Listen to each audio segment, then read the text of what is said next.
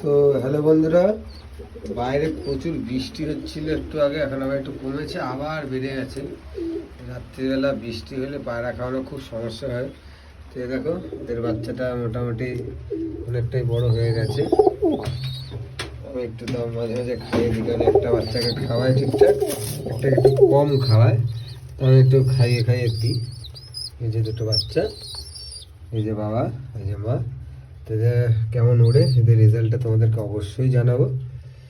আর কিছু বাচ্চা সেট করেছি, তো উড়িয়ে তোমাদেরকে সেটাও দেখাবো কতক্ষণ কি উড়ছে। যতক্ষণই উঠবে সেটাই বলো, 10 মিনিট উঠলে 10 মিনিট, 5 মিনিট উঠলে 5 মিনিট। ওই মিথ্যে কথা 5 ঘন্টা উঠলে ওসব করে লাভ নেই। যেইটুকু উঠবে নিজের ঘরের পায়রা সেটাই বলবো। তো হচ্ছে পরের ভিডিওতে। সবাই ভালো থাকো, সবাই পায়রাকে সবাই ভালো রেখো।